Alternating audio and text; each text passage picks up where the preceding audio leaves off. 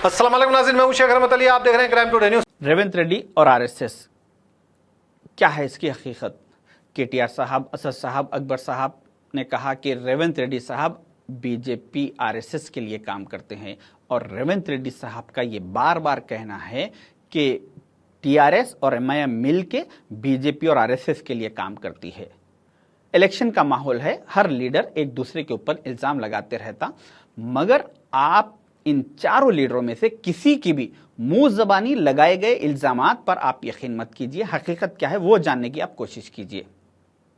मैं आज आपको यह साबित करूंगा, प्रूफ करूंगा कि टीआरएस और एमआईएम मिलके बीजेपी और आरएसएस के लिए काम करती है। इसका सबसे बड़ा सबूत है दारुसलाम कोऑपरेटिव बैंक, जो असद साहब, अकबर साहब का बैंक है। इसको 1987 में फर्स्ट इसका ब्रांच इनॉग्रेशन किया गया था। 1987 से 2014 तक यानी 28 साल में असद साहब ने इसके चार ब्रांचेस डाले। जिस तरह से आज ये केसीआर साहब के पीछे मामू मामू बोल के फिर रहे हैं, उस तरह से सेंट्रल में जब कांग्रेस गवर्नमेंट थी, सोनिया गांधी जी के पीछे अम्मा अम्मा बोल के फिर के चार बैंकों के परमिशंस ला लिए और हैदराबाद में अपना बैंकिंग का बिजनेस वेल सेटल कर लिया।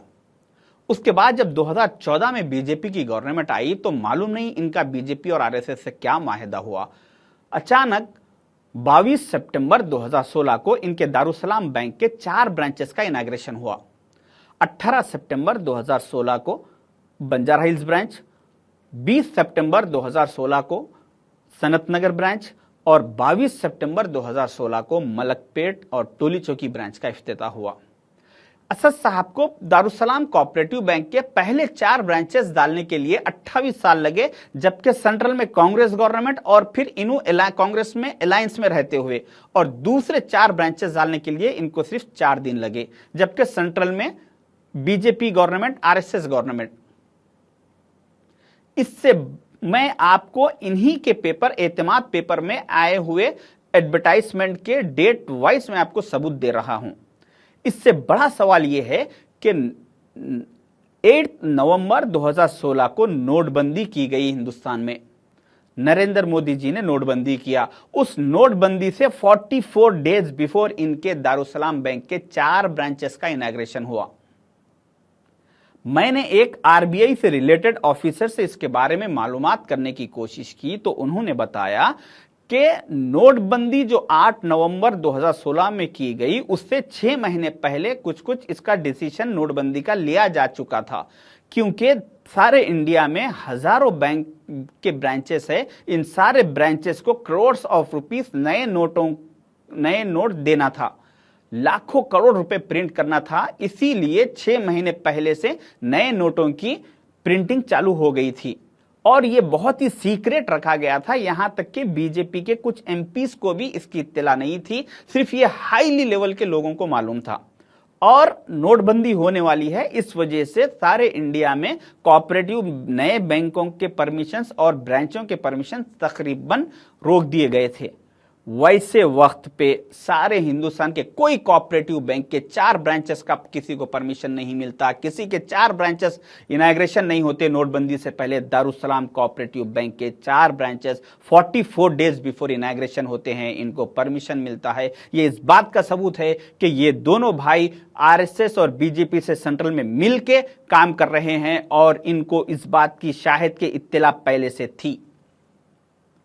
अगर आप यूपी में देखेंगे तो आजम खान साहब को बीजेपी आरएसएस ने कहा कि आप मुसलमानों के वोटों को डिवाइड करने का काम कीजिए, आप हमारा साथ दीजिए, मगर उन्होंने वहां पर कौम का सौदा करने से इनकार कर दिया। तो उसके बाद आजम खान साहब के जो ऑलरेडी कॉलेजेस को परमिशंस के साथ चल रहे थे, उनके परमिशंस को कैंसिल करके उनके कॉलेजों पे बुलडोजर चला दिया गया और यहां पे इनके 4 ब्रांचेस को 8 करके इनको सुरखरू कर दिया गया। आप अगर महाराष्ट्र में नवाब मलिक साहब को देखेंगे, जो एनसीपी के मिनिस्टर थे, उनको कहा गया आरएसएस और बीजेपी की तरफ से कि आप मुसलमानों में इंतशार पैदा कीजिए, आप हमारे दिए हुए स्टेटमेंट्स दीजिए, जज्बाती तकरीरें करके मुसलमानों को बहकाने की कोशिश कीजिए। तो नवाब मलिक साहब ने भी कौम का सौदा करने से इनकार कर दिया। उसके बाद उनके ऊपर केसेस बुक करके उन्हें अंदर डाल दिया गया, जेल में डाल देके उनके सारी मिनिस्ट्री हर वो चीज खत्म कर दी गई। और यहां पे आप देखिए अकबरुद्दीन ओवैसी साहब जो 2012 से इनके ऊपर हेट स्पीचेस के केसेस चल रहे हैं, उन सारे केसेस को खत्म करके 9 अप्रैल 2022 को अकबरुद्दीन ओवैसी साहब को बाइज्जत बरी कर दिया गया।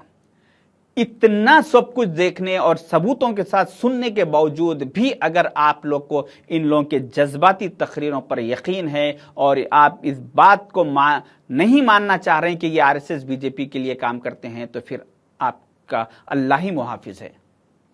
कर्नाटक असेंबली इलेक्शन के वक्त जो कर्नाटक के सारे माइनॉरिटीज ने मिलकर वहां पे जेडीएस होने के बावजूद भी मुस्लिम माइनॉरिटी वोटों को डिवाइड ना करने का अहद किया और सारे लोग मिलकर सारे हिंदुस्तान के मुल्क के हालात को नजर में रखते हुए कांग्रेस के साथ जाने का डिसीजन लिया और वहां पे कांग्रेस के साथ गए, इसका रिजल्ट ये हुआ कि वहां से बीजेपी और आरएसएस का कर्नाटक से सफाया हुआ और उसके बाद उसका असर तेलंगाना पर भी पड़ा। यहां पर भी अब तेलंगाना में भी सारे मुसलमान, सारे माइनॉरिटीज ये डिसाइड कर चुके कि अब हम यहां पे टीआरएस में, कांग्रेस में वोट डिवाइड नहीं करेंगे, बल्कि हम सिर्फ कांग्रेस के साथ नेशनल इश्यूज को नजर में रखते हुए कांग्रेस के साथ जाएंगे। तो उसके बाद यहां पर भी अब जब सारे मुसलमान माइनॉरिटीज ये डिसाइड कर चुके, तो इस खौफ से बीजेपी और आरएसएस को यह खौफ महसूस हुआ कि कर्नाटक में जैसा हमारा वजूद खत्म हो गया, वैसे अब तेलंगाना में भी अगर वजूद खत्म हो जाएगा, तेलंगाना से भी अगर कांग्रेस आ जाएगी, तो इसका सारा असर 2024 के सेंट्रल इलेक्शन पे पड़ेगा और हिंदुस्तान में हमारे पूरे वजूद पे खतरा आ जाएगा। इस वजह से उन लोगों ने, आरएसएस और बीजेपी वालों ने एक नया फॉर्मूला शोबदा शुरू किया कि इन लोगों को, इन तीनों को काम पे लगा दिया कि मुसलमान वोट, माइनॉरिटीज वोट सिर्फ कांग्रेस की तरफ ना जाए बल्कि डिवाइड हो जाए। इस वजह से आप ये कहते जाओ कि कांग्रेस के लोग आरएसएस के लिए काम करते हैं। उन लोगों के इस आरएसएस और बीजेपी के ये कहने की वजह से इन लोगों का ये कहना है कि बार बार कि रेवंत रेड्डी साहब फलां आरएसएस के लिए काम करते हैं, ये उनकी मुसलमानों के वोटों को डिवाइड करने की साजिश की जा रही है। मेरी आप तमाम लोगों से रिक्वेस्ट है कि नेशनल इश्यूज को नजर में रखते हुए अक्लमंदी का मुजाहिरा कीजिए, दिमाग से सोच समझ के। इतने सबूतों के बाद भी अगर आपको यकीन नहीं है तो फिर अल्लाह रहम फरमाए आपके ऊपर। शुक्रिया, खुदा हाफिज।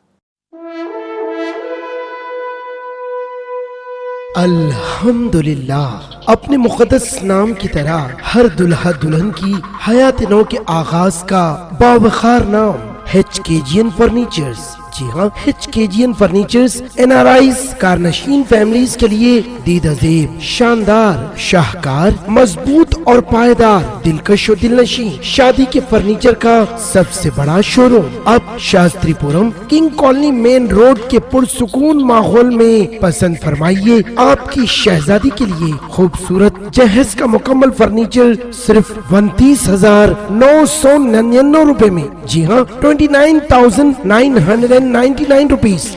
जी हाँ, फख्रे हिंदुस्तान सदर मोहतरम बैरिस्टर असदुद्दीन अवैसी साहब के मकान के बिल्कुल करीब आपका अपना HKGN फर्नीचर्स।